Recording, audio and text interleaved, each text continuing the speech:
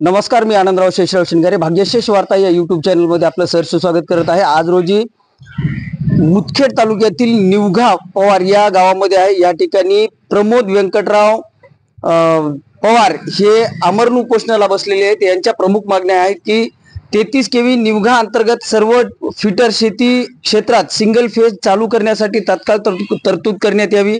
ग्रामीण मार्ग 40 निवघा ते खैरगाव 5 किलोमीटरचा जे मजबूतीकरण आहे ते डांबरीकरण ताबडतोब करण्यात यावं।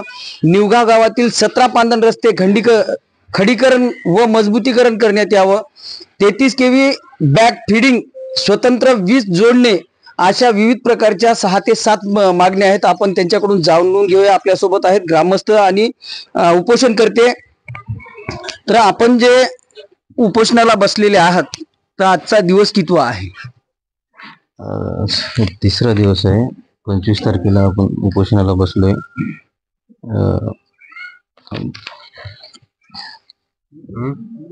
जवळपास मी 2020-21 पासून प्रयत्न करतोय। म्हणजे प्रशासनाला विनंती करतोय सातत्यानं संबंधित विभागांना की आम्हाला शेती क्षेत्रात सिंगल फेज पाहिजे। तसं मी 2021ला ग्रामसभा, पूर्वी इथं ग्रामसभा घेतली जात नव्हती, काय प्रथा होती माहित नाही। मी जेव्हापासून लक्ष दिलं तेव्हापासून ग्रामसभा घ्यायला भाग पडलं। 2021ला ग्रामसभा घेतली, त्यामध्ये विषय मांडला होता की वन्य प्राण्यांच्या नुकसानीमुळे जे काही आम्हाला त्रास होतोय त्याच्यासाठी आम्हाला शेती क्षेत्रात वस्तीवरती राहणारे आमचे शेतकरी आहेत, शेतमजूरदार आहेत, सालगडी त्यांचे शेतकऱ्यांचे लेकरं आहेत, त्यांच्या अभ्यासाचा विषय आहे। त्यांनी गावामध्ये यायला रस्ते एक नाही, तो पांदण रस्ते झालेले आहेत, चिखल, हे सर्वत्र एकत्रित विषय घेऊन मी आज आमरण उपोषण करतोय। आणि अनेक वेळा मागच्या मी गांधी जयंतीला पण प्रयत्न केला होता। तहसीलदार साहेबांच्या विनंतीला मान देऊन त्यांनी पत्र काढलं होतं, आम्ही याच्यावरती कारवाई करू, कामं करू आश्वासन दिल्यामुळे मी उपोषण त्यावेळेस स्थगित केलं होतं। मग पुन्हा आता 4 महिने होत आहेत जवळपास, ते 4 महिन्याला पुन्हा मी पत्र दिलेलं आहे 20 तारखेला। आजच्या घडीला मी 25 तारखेला आमरण उपोषण चालू केले। आतापर्यंत आपल्याला भेटण्यासाठी अधिकारी, वरिष्ठ अधिकारी किंवा सामाजिक कार्यकर्ते किंवा राजकीय क्षेत्रातील लोक येऊन कोणी भेटून काय आव्हान वगैरे देण्यात आलेलं आहे का? नाही, अद्याप कोणी आव्हान दिलेलं नाही। आम्ही जवळपास 20 तारखेपासून सातत्यानं नांदेडला जात होतो। तर चव्हाण साहेबांच्या घरी गेलो होतो आम्ही। आपले माजी मुख्यमंत्री साहेब सध्या खासदार आहेत, आणि आपले श्रीजय चव्हाण आपले विद्यमान आमदार समजा, तर ताईंना पण आम्ही विषय समजावून सांगितला, विनंती केली। ते पत्र बघत भाऊ, तर आम्ही या पत्राच्या माध्यमातून पण विनंती केली की आपण समजा विधानसभेच्या प्रचारादरम्यान आश्वासनं दिली होती, त्या आश्वासनाची पूर्तता करून आम्हाला तात्काळ आमचा विषय मार्गी काढावा ही नम्र विनंती केलेली आहे। आम्ही सकाळी थोडे वेळापूर्वी आमचे बालाजी पवार त्यांनी पण फोन केला होता, त्यांना विनंती केली, आणि तसे आमच्याकडे सगळीकडे दिलेले आतापर्यंत पत्रव्यवहारचे सगळे पुरावे आहेत। आमची रीतसर मागणी आहे, आमची मागणी पूर्ण करावी ही या माध्यमातून नम्र विनंती करतो। कारण नवनिर्वाचित आमदार सध्याच्याला भोकर विधानसभेला जास्तीत जास्त वेळ देत आहेत, आपल्याकडे जाणून बुजून दुर्लक्ष होत आहे असं वाटतंय का आपल्याला? हा, निश्चितच। कारण कालच्या तारखेला मी ऐकलं कुणाकडनं तरी की मुदखेडला आल्या होत्या ताई, आणि काहीतरी ते हळदी कुकाचा काहीतरी कार्यक्रम आहे म्हणे। हळदी कुकाला ठीक आहे, तुम्हाला हरकत नाही, पण महत्वाचे विषय आज शेतकऱ्याला रस्ते नाहीत, वीज नाही शेतीसाठी, बॅकफिडिंग नाही। मागच्या गारपिटीच्या वेळेस 2023च्या जवळपास 14 ते 15 दिवस अंधारामध्ये गाव राहिलं होतं। आता थोड्या वेळापूर्वी ते आपले महावितरणचे अधिकारी येणार आहेत, तर त्यांच्याकडनं माहिती घ्या तुम्ही की किती दिवस अंधारामध्ये होतं। आणि मी 2021 पासून प्रयत्न करतोय, माझ्या एकाही पत्राला उत्तर महावितरणनं दिलेलं नाही। मी या माध्यमातून खास करून सांगतो, कारण आम्ही पत्रव्यवहार करतोय, आणि महत्वाचं म्हणजे ही तर पाहू शकता तुम्ही, प्रत्येक पत्रावर मी टीप देतो की आपण केलेल्या पत्राची कारवाईची प्रत आम्हाला उलट टपाली देण्यात यावी। मग आम्ही अनेक वेळा पत्र देतोय, 25-25 पत्र देतोय एका विषयासाठी, अनेक वेळा विनंती करतोय। आमच्या विनंतीला कुणीच मान देत नसेल, पत्राचं आम्हाला उत्तर देत नसेल, तर आम्ही नेमकं समजायचं काय?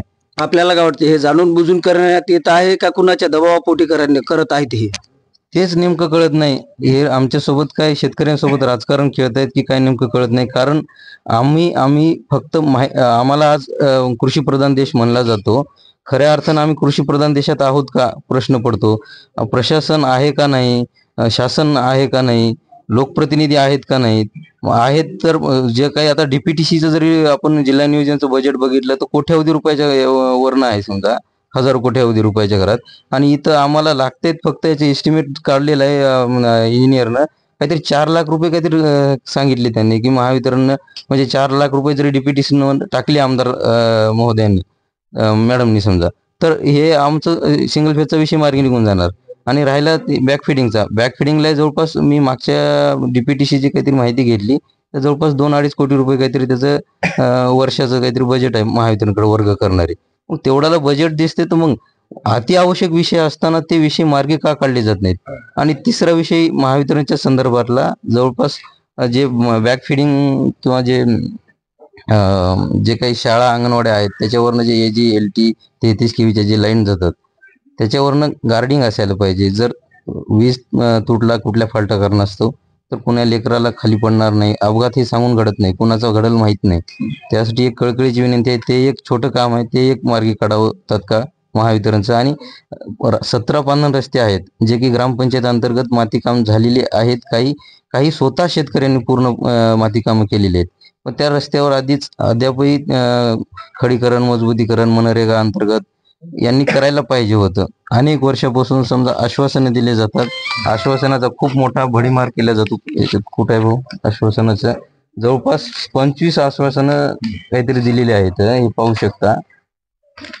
थोडं मला बोलायला ताप लागते, तुम्ही थोडं वाचलं तर बरं. जर आपल्या ह्या मागण्या पूर्ण नाही झाल्या तर आपण ह्यापुढं कशा पद्धतीचं, काही वेगळ्या पद्धतीचं उपोषण किंवा काही आक्रमक भूमिका घेणार आहात का? विषय असा आहे, कसं आहे तर आम्ही मरतोयच, मरता क्या नाही करता. तुम्हाला सत्य सांगायचं म्हणलं तर मी या उपोषणावर ठाम आहे.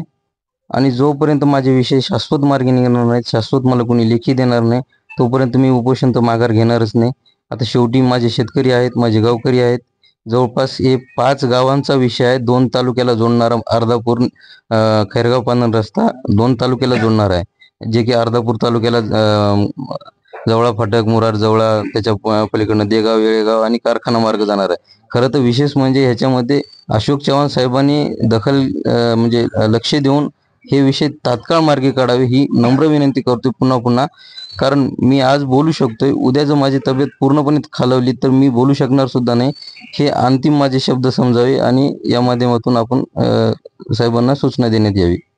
आपण पाहिलं की या ठिकाणी खरंच खूप अवघड आहे की शेतकरी हा जगाचा पोशिंदा मानला जातो, पण त्या शेतकऱ्यासाठी आतापर्यंत पवारनं सांगितलंय की आमदारांना हळदी कुंकवासाठी वेळ आहे, पण ह्या ठिकाणी महत्वाच्या बाबीसाठी वेळ नाहीये अशी खंत व्यक्त केल्या जातीये. आणि जर अशाच जर समजा घटना घडत राहिल्या तर आमदार असतील, खासदार असतील, ते 24 तास जरी आपल्या कार्यक्षेत्रामध्ये उपस्थित राहून जर कार्यकर्त्यांच्या मदतीला येत नसतील, शेतकऱ्यांच्या तळागाळातल्या नागरिकांच्या, मतदारांच्या जर समजा त्यांना व्यथा समजून घेता येत नसतील तर त्यांचा कुठल्याही प्रकारचा आम्हाला फायदा नाही असं त्यांच्या बोलण्यातून व्यक्त झालेलं आहे. मी नांदेड अर्धापूर भाग्यशेष वार्ता या युट्यूब चॅनलच्या माध्यमातून आपल्याशी संपर्क केला आहे. लाईक करा, शेअर करा, सबस्क्राईब करायला विसरू नका. जय हिंद, जय महाराष्ट्र. काय सांगाल आणि कशामुळे अमर उपोषणावर बसला? विषय असा आहे की मी सातत्यानं 2020-21 पासून वरील विषया संदर्भात पाठपुरावा करतोय. महावितरणच्या संदर्भात, बांधकाम PWD खात्याच्या संदर्भात, ग्रामपंचायतकडे विनंती करतोय, तहसीलदार साहेबांकडे, गट विकास अधिकाऱ्यांकडे, जिल्हाधिकारी साहेबांकडे आणि संबंधित आपल्या भागातील लोकप्रतिनिधी, आमदार, खासदार. तसं मी कालच्या तारखेत 24 तारखेला आपले आमदार श्रीजय चव्हाण ताईंना पण विनंती केली, या विषया संदर्भात पत्र दिले आणि अशोक चव्हाण साहेबांना पण भेटलो आम्ही. पण काय माहिती काय दुर्लक्ष होतंय, साहेबांनी सातत्याने आमच्या भागातून निवडून यायचं आणि आमच्या शेतकऱ्याकडे दुर्लक्ष करायचं, हे काय आम्हाला पटत नाही. आणि महत्वाचं म्हणजे ते रस्ता जे जाणार आहे खैरगाव पानन रस्ता, जे ग्रामीण क्रमांक 40, ते 2 तालुक्याला जोडणारा मुख्य रस्ता आहे आणि कमी अंतराचा आहे. विशेष म्हणजे त्याच्यामध्ये फार त्यांना पण बजेट लागणार नाही आणि ऊसाचे क्षेत्र खूप मोठ्या प्रमाणात आहे, ते कारखान्याला जवळ पडेल मुदखेड बारड मार्ग जाणार हे खूप अंतर जास्त आहे. इकडनं 5 किलोमीटर अंतर कापायचं आणि इकडनं बारड मार्ग जायचं मदत 15 किलोमीटर जवळपास लागते. त्याच्यामुळे हे रस्ता केला तर साहेबांनी त्यांच्या कारखान्याचे देखील फायद्याचा आहे आणि शेतकऱ्यांच्या आणि दोन्ही तालुक्यांच्या देखील. आणि राहिला महावितरणचा विषय, वन्य प्राण्यांचा हैदोस वाढलेला आहे आणि त्याच्यासाठी आम्ही एक सातत्याने विनंती करते 2021 पासून, आणि आज 4-5वा दिवस आहे आमरण उपोषणाचा, तरी देखील प्रशासकीय कोणीच आलेले नाही. एक खंत वाटते. आपण एक कृषीप्रधान देशामध्ये राहतोय आणि हे खऱ्या अर्थाने कृषीप्रधान देश आहे का? आम्हाला रस्ते नाही आहेत, वीज मिळत नाही, शेती क्षेत्रामध्ये सिंगल फेज मिळत नाही. दिवसा 10 तास विजेची सुद्धा मागणी केली होती. ते तर वरच्या लेवलचा विषय, मंत्री लेवलचा विषय म्हणल्यामुळे तो थांबवला आपण. आणि महत्त्वाचं म्हणजे आजच्या घडीला जे बॅक फिडिंगचा विषय आहे, 33 KV अंतर्गत सर्व फिडर 5 गावं येतात जवळपास. आपण अधिकची माहिती महावितरणचे उपकार्यकारी अभियंता, कार्यकारी अभियंता अद्याप कुणीच आलेली नाहीत. हा, फक्त पोलीस अधिकाऱ्यांचे आम्हाला सहकार्य आहे, प्रोटेक्शन आहे त्यांचं, पण बाकी इतर कुणी अधिकारी आलेली नाहीत. तहसीलदार साहेब, गट विकास अधिकारी किंवा सकाळी आमदार मॅडमला पण फोन केला होता, मॅडमनी पण सकारात्मक भूमिका काही दाखवली आढळत नाही. थोडंसं या माध्यमातून विनंती करतोय श्रीजया चव्हाण ताईला की आपण आमदार आहात आमच्या भागाचे, आम्ही मोठ्या संख्येने मतं मारलीत आपल्याला, आम्हाला शेतकऱ्यांना न्याय द्यावा ही नम्र विनंती या माध्यमातून. कारण आजच्या घडीला मी बोलू शकतो, तब्येत ठीक आहे, पण मी माझ्या विषय शाश्वत मार्गी निघणार नाही तोपर्यंत मी उपोषण माघार घेणार नाही. आणि हे अंतिम शब्द समजावे या माध्यमातून. आपले आदरणीय फडणवीस साहेब, मुख्यमंत्री साहेबांना एक कळकळीची विनंती आहे की आपण जे 45,000 पानन रस्त्याचं आश्वासन दिलं होतं निवडणुकीच्या वेळेस जाहीरनाम्याच्या माध्यमातून, तर ते पूर्तता करावी. आणि महत्त्वाचं म्हणजे 20 वर्षापासून ते 15 वर्षापासून जे माती काम केलेले आहेत स्वतःहून शेतकऱ्यांनी, रस्ते मोकळे झालेले आहेत, जे की 100 दिवसाचे जे 7 सूत्री काहीतरी कलमी कार्यक्रम राबवण्यात येते जिल्हाधिकाऱ्यामार्फत, जे काही पत्र निघाले तहसीलदारांना, तिथं आम्ही तो पत्र दिलेलेच आहेत. पण आज आम्हाला उपोषण करायची पाळी येते, कारण 20 वर्षापासून जे माती काम झालेले आहेत त्या रस्त्यावरती अद्यापही खडीकरण व मजबूतीकरणचा कुठलाही एक खडा सुद्धा पडले नाही सरकारच्या माध्यमातून. स्वतःहून शेतकरी दरवर्षी त्या रस्त्यावरती 5-50 हजार रुपये खर्च करतात. हे अत्यंत लाजिरवाणी आणि निंदनीय बाबी आहेत. आणि शेतकऱ्याची पिकं नासाडून झालीत, रानामध्ये बाहेर आणता येत नाही. हे खूप गंभीर बाब आहे. या माध्यमातून कळकळीची विनंती करतो फडणवीस साहेब, आपण जे आमचा भोकर मतदारसंघ आहे याच्यामधनं आम्ही अनेक वेळा आपल्याला मतं मारलेली आहेत आणि विकसित म्हणल्या जाते, किंवा जे काही आपले माजी मुख्यमंत्री अशोक चव्हाण साहेब जे आपल्याकडे आता कालपूर्व आलेले आहेत, हे खऱ्या अर्थानं काही असो, पण सध्याची परिस्थिती पाहता आम्हाला तात्काळ मागे काय झालं पण आता तरी सुधारणा करण्यात यावी आणि आमचे हे रस्ते तात्काळ मार्गी काढावी, शेती क्षेत्रात सिंगल फेज द्यावी, दिवसा 10 तास वीज द्यावी आणि आम्हाला आमचे मजबूत रस्ते करावे. कारण मातून नम्र विनंती. ग्रामपंचायत कार्यालय इथं अमर उपोषण ठेवलंय, काय विषय काय आहे? मी गंगाधर श्रीराम पवार. आमच्या गावात प्रमोद पवार यांनी सिंगल फेज लाईट गावामध्ये राहावे, पांदण रस्ते पूर्ण मजबूतीकरण व्हावे आणि ते वाहनेराचा रानडुकरांचा जे हैदोस आहे ते कमी व्हावं, यासाठी प्रमोद पवारनी आमच्या इथे 25 तारखेपासून उपोषण धरलेले आहे. तरी सरकारने आणि संबंधित अधिकाऱ्याने, समजा MSCB असेल तर MSCBच्या अधिकाऱ्यांनी लाईटचं, जे रानडुकरांचे असतील ते फॉरेस्टच्या अधिकाऱ्यांनी, हे संबंधित अधिकाऱ्यांनी त्याच्यात लक्ष घालून याच्यावर थोडं पर्याय काही निवडला तर ते आमच्यासाठी चांगलं राहील. काल 8-15 दिवसाखाली हिंगोली जिल्ह्यातला एक माणसाचा हात तोडावा लागला डुकरांनी त्याला धडक मारल्यावर. त्या अशा बरेच घटना होत आहेत. त्याच्यासाठी त्यांनी काहीतरी केलं पाहिजे आणि प्रशासनाने त्याच्यावर अधिकाऱ्यावर थोडी वचक ठेवली पाहिजे की बुवा तुम्ही हे कामं केले पाहिजे म्हणून.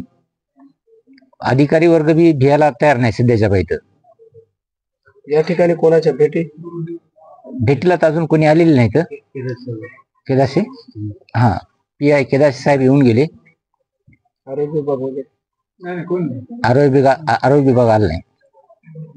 पुढील काय भूमिका राहणार शेतकऱ्याची? शेतकऱ्याशी मान्य केलं तर ठीक आहे, नाही तर आमरण उपोषण चालूच राहील. आम्ही गावाले सुद्धा त्यांच्या सोबत राहू.